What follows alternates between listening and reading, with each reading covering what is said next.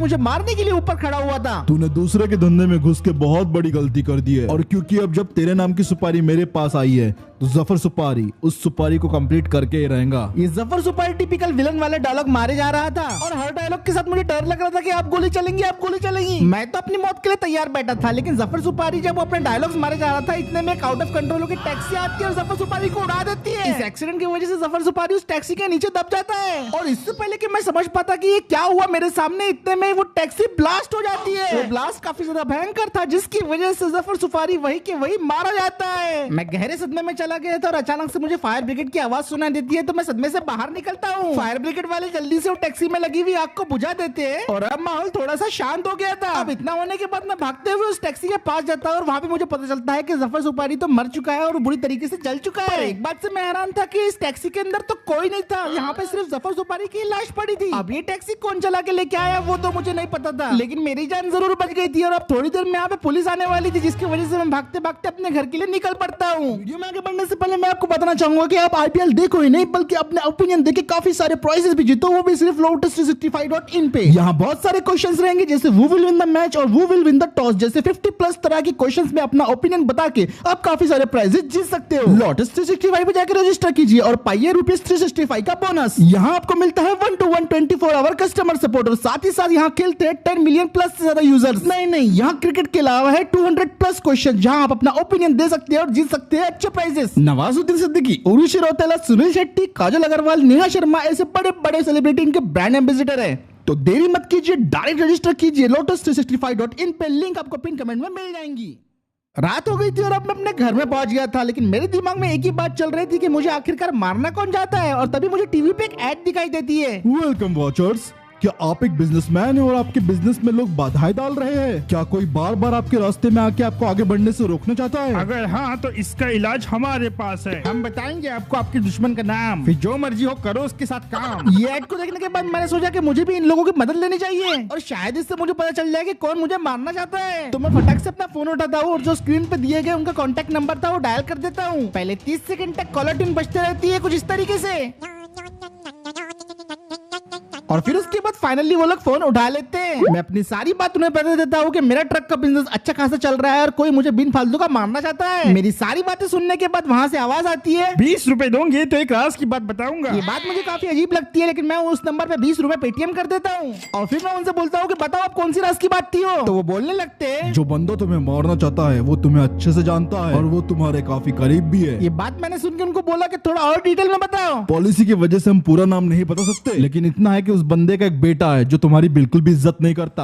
और इतना ही सुनते मैं समझ गया था कि ये और किसी का काम नहीं बल्कि ये जब्बार का काम है। मुझे पहले ही समझ जाना चाहिए था कि ये हरकत कोई और नहीं बल्कि जब्बार ही कर सकता है। वो मेरे ट्रक के धंधे से जलने लगा है, इस वजह से वो ऐसी हरकतें कर रहा है। मुझे काफी गुस्सा आ रहा था क्योंकि उसने मुझ पे ही नहीं बल्कि मेरे कई सारे ड्राइवर्स पे भी हमला किया, जिसकी वजह से आधे ड्राइवर लोगों ने काम पे आना बंद कर दिया, और अब मैं उससे बदला लेना चाहता था। अब मैं जब्बार के लेवल पे जाके तो उतनी नीच हरकत कभी नहीं करने वाला हूँ, लेकिन जब्बार का वीक पॉइंट मुझे पता था और उसी पे मैं वार करने वाला था। दूसरे दिन मैं जल्दी सुबह उठ गया था, और अब मेरे पास जब्बार को सबक सिखाने के लिए दिमाग में बहुत बढ़िया प्लान था, जिसको अंजाम देने के लिए मैं निकल पड़ता हूँ। दोस्तों मैं चलता हूँ, पापा घर पे इंतजार कर रहे होंगे। ओके मैं जा रहा हूँ, बाय। अच्छा हुआ मैंने अपनी बाइक दूर पार्क की, वरना ये लोग मुझसे लिफ्ट मांगते। जब्बार का बेटा अपने दोस्तों से मिलकर वापस घर जा रहा था, लेकिन मेरे दिमाग में कुछ अलग ही प्लान्स चल रहे थे। लगता है मैंने पेप्सी कुछ ज्यादा ही पी ली, जाना होगा वो जम से। Water relief. गोटी गोटी, हे कौन है बे? गोटी गोटी गोटी गोटी। लगता है कोई भिखारी है, चैन से सुसु भी करने नहीं देते। ए गोटी, ए गोटी, ए गोटी। अबे नहीं है ना बे, मेरा बाप मेरे को 20 रुपए ऊपर नहीं देता। लगता है रुक रुक के निकालना पड़ेगा।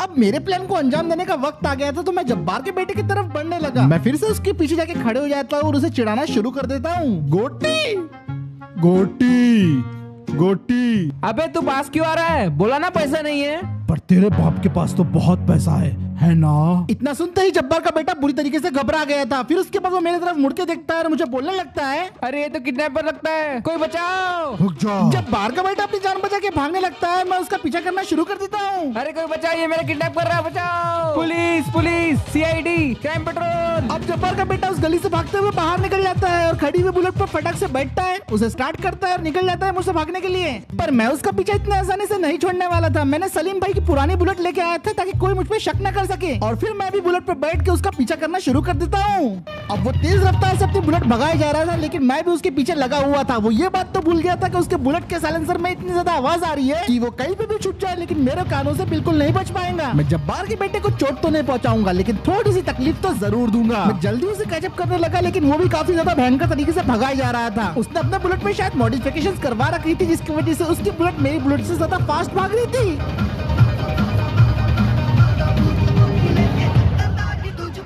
इसका पीछा करते हुए मुझे अब 10 मिनट हो चुके थे और जब्बार का बेटा अपनी बुलेट को फुटपाथ पे चलाने लग गया था। मैं भी अपनी बुलेट को उसके पीछे पीछे भगाने लगा, लेकिन अब इस चेस को खत्म करने का वक्त आ गया था। अरे ये पागल मेरे पीछे कैसे पड़ गया? वो जल्द से जल्द कहीं छुपना होगा। जब्बार का बेटा अपनी बाइक को घुमा के एक पार्किंग लॉट के अंदर ले आता है। उसे लग रहा था इस तरीके से वो मुझे चकमा दे देगा और कोने में जाके वो अपनी बाइक को पार्क कर देता है। हाँ, अपनी बाइक इधर रहने देता हूँ और टैक्सी लेके घर पे चल जाता हूँ। हाँ, चली जाता हूँ। उसको लगा उसने मुझे चकमा दे दिया, लेकिन मैं पार्किंग के पीछे से आ जाता हूँ और फिर उसके बाद अब जब्बार इन सारी बातों से बेखबर था और अपनी नई नवेली स्कॉर्पियो की सफाई कर रहा था। तभी उसका फोन बजना शुरू हो जाता है और जैसे ही अपने फोन को पिकअप करता है तो उसे दूसरी तरफ ये आवाज आती है, हेलो अब्बा, अब्बा, अब्बा। ये सुन के जब्बार को लगता है उसके बेटे ने कहीं शराब तो नहीं पी लिया, तो वो बहुत गुस्से में बोलने लगता है, जिमी तूने कहीं शराब तो नहीं पी ली? मैंने तुझे कहा था ना दोस्तों से दूर रहना ऐसे। लेकिन उसके बाद फिर मैं बोलना शुरू करता हूँ, हेलो जब्बार, पीने का तो पता नहीं पर तेरा बेटा पिटेगा जरूर। और मेरी ये बात सुनते ही जब्बार घबरा जाता है। वो समझ गया था कि कुछ ना कुछ गड़बड़ है और फिर वो बोलने लगता है कि क्या हुआ, कौन हो तुम और मेरा बेटा कहाँ पे? तेरा बेटा मेरे कब्जे में है। अगर तू अपने बेटे की भलाई चाहता है तो 4 करोड़ रुपए लेके मुझे नंदनवन के पीछे वाले स्क्रैप यार्ड में मिलना, और हाँ याद से बिल्कुल अकेले आना। अगर पुलिस या किसी और को लेके आया तो तेरा बेटा। जब्बार मेरी सारी बातों को मान जाता है, बस वो बोलता है कि मेरे बेटे को कुछ मत करना। वो बुरी तरीके से घबरा गया था। फिर वो भागते हुए फटाफट अपने घर के अंदर जाता है और फिर वो अपने रूम में पहुंच जाता है। फिर सरकार से उसने जो ब्लैक मनी बचा के रखा था उसमें से वो 4 करोड़ रुपए एक बैग में डालता है और भागते भागते अपने घर से निकल जाता है। फिर वो अपनी गाड़ी में बैठता है, उसे स्टार्ट करता है और वो पैसा लेके निकल पड़ता है नंदनवन की तरफ। और जैसा मैंने उसे बोला था वो बिल्कुल अकेले ही मुझसे पैसा लेके मिलने के लिए आ रहा था और मैं यहाँ जब्बार का इंतजार कर रहा था। उसके बेटे को मैंने बस एक हल्का सा लाफा मार के बेहोश किया था। उसका बेटा सिर्फ मेरे लिए एक चारा है। और फिर लगभग 20 मिनट के बाद जब्बार स्क्रैप यार्ड में पहुंच जाता है। वो चारों तरफ नजरें घुमा के मुझे ही ढूंढ रहा था और फाइनली मैं उसे दिख जाता हूँ। जैसे मैं उसे दिखता हूँ अपनी गाड़ी को रोक देता है और अपनी गाड़ी से उतर के बाहर रहता है। अब वो डरते डरते मेरे पास आ रहा था और उसे देख के मुझे बहुत ज्यादा गुस्सा आ रहा था। मेरा मन तो ऐसा कर रहा था कि इसे बहुत सारे गुस्से मारूं, लेकिन इसका बेटा था इस वजह से मैंने कुछ नहीं किया। अब फिर वो मेरे एकदम आमने सामने खड़ा हो जाता है और मुझे बोलने लगता है, जैसा तुमने कहा था मैं पूरे 4 करोड़ लेके आ गया हूँ, अब प्लीज मेरे बेटे को जाने दो। मैं उससे बोलता हूँ कि 4 करोड़ तो मैं लूंगा ही, पर मुझे तेरी गाड़ी भी चाहिए। अरे यार क्या बोल रहे हो, 1 साल इंतजार करने के बाद मुझे वो गाड़ी मिली है। देता या फिर? अच्छा बाबा ठीक है ले लो, गाड़ी भी ले लो तुम मेरी। ये हुई ना बात। फिर उसके बाद मैं जब्बार से गाड़ी की चाबी और उसके सारे पैसे अपने बैग में डाल लेता हूँ और वहाँ से निकल पड़ता हूँ। जाने से पहले मैं जब्बार को बोलता हूँ कि जैसा तुम करोगे वैसा तुम भरोगे, और इतना बोल के मैं वहाँ से जाने लगता हूँ। लेकिन तभी जब्बार का बेटा बोलने लगता है,